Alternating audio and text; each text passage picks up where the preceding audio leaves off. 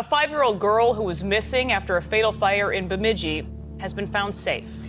And you had no contact with the little girl. And there's going to be no connection between you and her. Sure. Now, let's start over.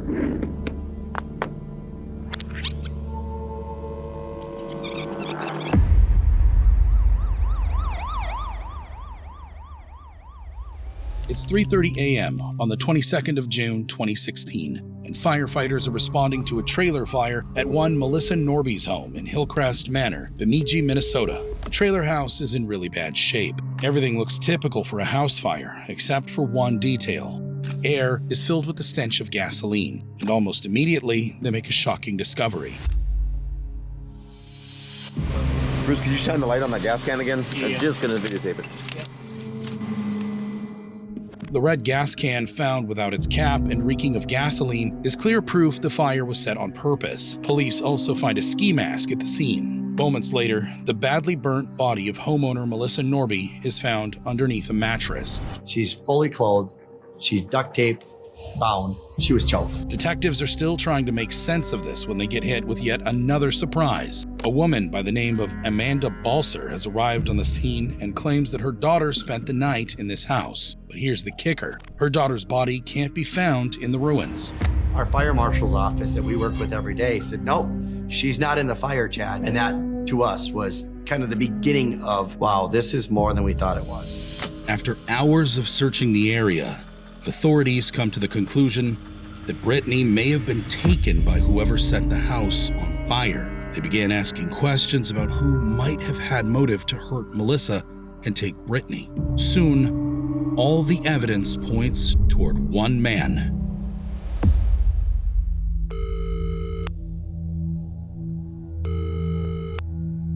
Is there anybody that you know that would want to hurt your mom? Anybody who lived by you, who she was associated with, who talked to her, who you know? No, but the only person I can think of would be Chance, to be honest. The only man that we've ever talked about her being physically abusive with, there was a man named, I cannot remember his name. She never called him by his name. She called him Chance. They used to work together at Anderson Fabrics. Did she date Chance or just friends? Yeah, they were dating. The man Melissa's loved ones were identifying as Chance did exist, but further interviews would reveal that he went by an entirely different name, Jacob Kinn. This man is actively on probation, and when the cops find out why, it sets off alarm bells. He actually put an ad out on Craigslist asking to take photos of a young girl. And we, the sheriff's office here, sent an undercover deputy. She posed as the mother of a 8-9-year-old girl. By 12:20 a.m. on the morning of June 23rd, Jacob walked into the Beltrami County Sheriff's Office. I appreciate you coming in. Did your probation officer tell you what's going on? Just that there's a missing girl. Okay. Do you know, the missing girl's name is, do you know her? No. Do you know her mom is Amanda? No. How about her dad, Scott? No. Jacob denies knowing the missing girl, but is more forthcoming about his connection to Melissa. Yeah, did you hear about the fire? Yeah. Okay. Yeah. I do know that lady, actually. Okay. I haven't talked to her in like 6 or 8 months, but she worked at Anderson Fabrics Okay, before, so, and that's how you know her. yep. And what's her name? Melissa Norby, So you worked with her at Anderson? Anderson Fabrics, something Okay. like that, yep. When's the last time that you've seen her? Like 6 or 8 months ago. Oh, so it's been a long time. Yeah. Do you know her casually through work or knew of her? Do you know of her? Knew her casually. Melissa talked to her friends about a sexual relationship with Jake. Do you have a nickname? Just Jake. Do they call you Chase or anything like that, Chance? I don't know any chases or chances or. Okay. But the name Chance is not the only thing that led investigators to him. It was Jake, has a food truck called Jake's Eats, recently hooked up with Melissa, and we've heard it from 2 different groups. Different groups. Yeah, her cousin and then her coworker. I mean, She had a crush on me for a while, but she had a crush on, more than a few guys there. Anyways, She date anybody there? not that I know of, no. Did you date her at all? No, and I didn't like her like that. This, Melissa, did you ever have sex with her? No. Never? No. Even years ago? No. Okay. Well, I met her like 2 years ago, but no. Did she ever want to have sex with you? Did she tell you that? No. At this point, investigators make their move. They show Jacob a photo of the missing girl. Yeah, she showed me a picture of her once a long time ago of her and Aaron. Who did? Melissa. Oh, how long ago? A year ago, maybe? But she looks familiar. What did she say about her? Nothing. She said that was her niece. He identifies our missing 5-year-old's photo, and I'm thinking in my head, wait a second. She's 5, you saw her when she was 2, and you could immediately recognize her as somebody you know? Have you ever seen a little girl in person other than in photo? I think she might have brought her to work once, but I'm not sure if it was her or not. Next, the investigators turn up the heat. They try to piece together a timeline of Jacob's whereabouts before and during the fire. I went fishing between 7:30 and 7 and 8 last night here at 3 Island. And then I caught a bass, so I just hauled it up to my food stand to clean it, and then cleaned up my food stand and went home. Okay. Before that, I was working. What time did you go to bed last night? 10:30, 11. Jacob claims he'd been in bed about 5 hours before the fire. But as his next claim will make more obvious, this is probably a lie, because he also insists he'd been fishing at Clear Lake just hours before arriving at the station. What he doesn't know is that the investigators have evidence to disprove this very claim, and thus bring everything else he's been saying into question. Basically, Jake, your cell phone doesn't put you in that spot tonight. Well, that's where I was. If you were here, there's cell phone towers, your cell phone would have put you at, instead of being, way over here.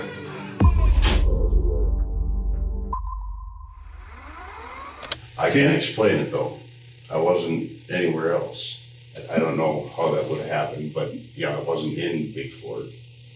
I had no reason to be in Big Fork. Or I had no reason to lie about where I was tonight. As you can see here, Big Fork, the location where Jacob's cell phone pinged, is about 40 miles southeast of Clear Lake over here. We're just trying to find this little girl. That's what we gotta do. So part of that is that everyone we've talked to, we've asked to look through their cell phone, look at vehicles and look at the residences. Like I said, our goal is to try to find this little girl or any evidence of her disappearance. Okay. Is that something that you'd be willing to do? Let us look through your phone. Tonight? Oh. Ready to code her and get into it? Nope. Okay. What about your vehicle? Okay.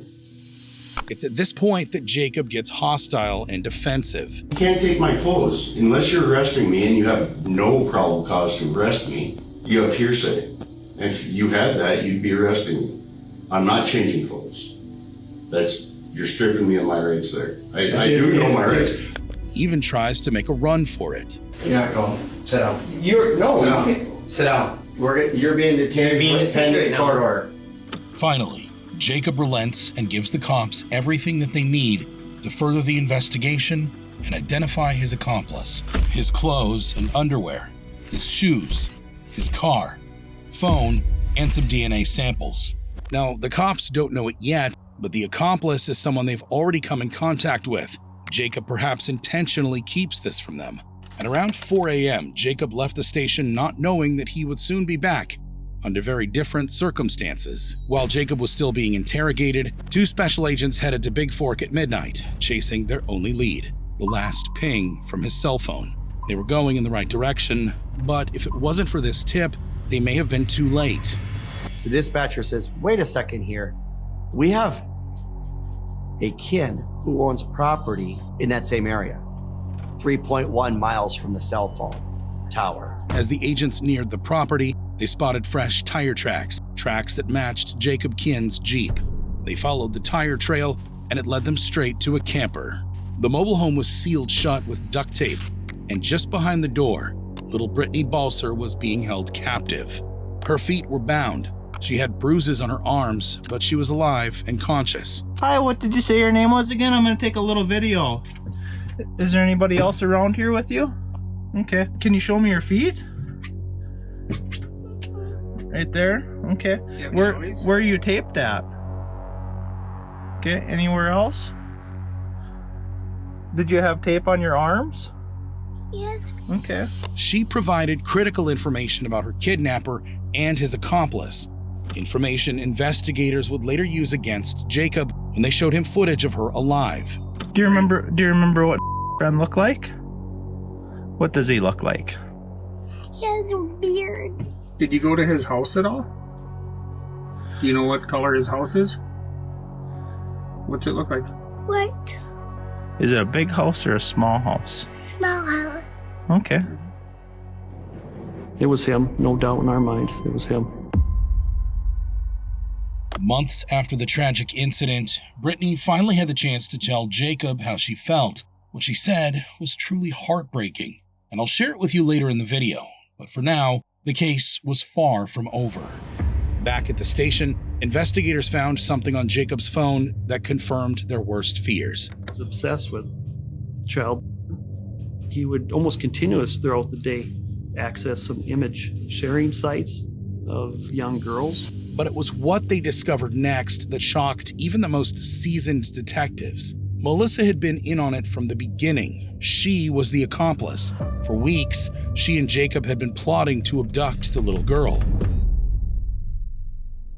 The initial plan was that Melissa was going to be assaulted, carjacked basically, and some unknown man was going to take Brittany. So then once the carjacking was supposed to have taken place, then Melissa was then obviously they'd have Brittany, and it was going to be Jacob's toy, as he called her. In the time leading up to her death, Melissa had been living a double life. You talked about her separate Facebook accounts, or two Facebook accounts you're aware of? Yep. Do you know why she had separate Facebook accounts? Because some of the stuff on her other Facebook was extremely dark, like, Wiccan, dark magic, dark pictures. But that was not all. Yep. Melissa was very had turned into kind of it's not S&M, but more like daddy, little girl kind of scenarios. Melissa was she was like kinky. She liked dominance and submissive. Like she liked being the submissive. She liked to be choked or held down, pinned, like hands behind the back type of thing. It didn't take long for investigators to figure out why Melissa did what she did. She definitely wanted to do anything she could to have a relationship with him, and at all costs. I think she wanted to be loved. What she didn't know was that she was just a means to an end. Jacob can only maintain that relationship with Melissa because he could have access to a little girl. At around 6:15 a.m. on June 23rd, Agent Rob sent a message back to the station. I grab my phone and I see a picture of Rob holding Brittany. Alive. She's right there, alive.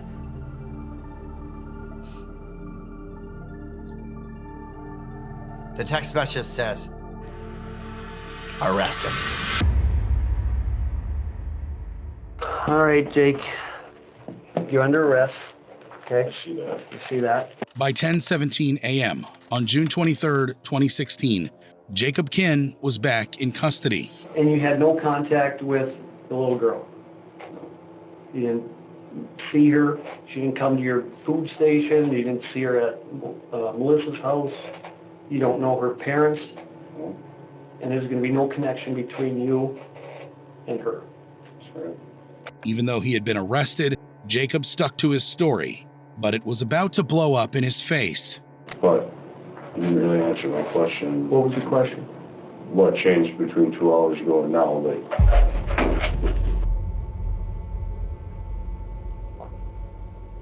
Now, let's start over. After seeing a picture of Brittany alive, Jacob realizes the jig is up. Started talking to Melissa again a few weeks to a month ago. Okay.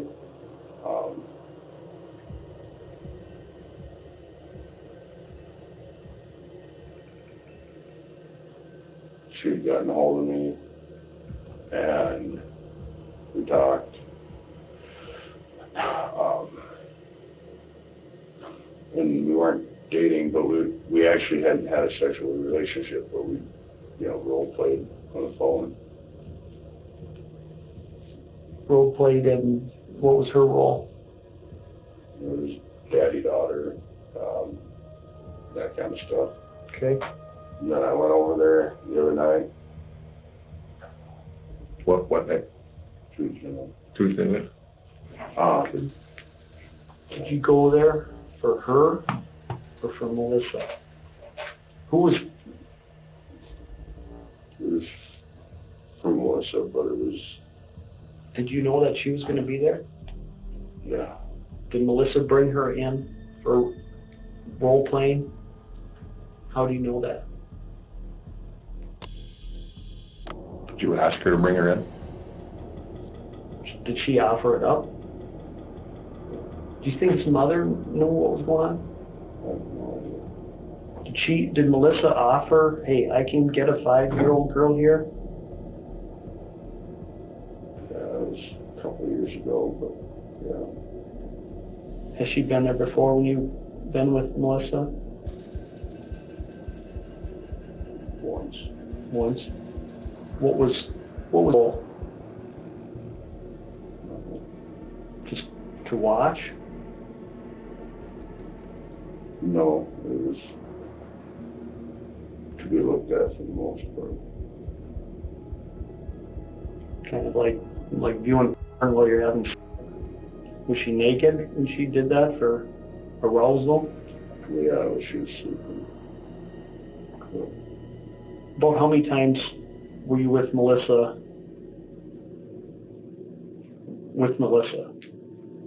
Couple.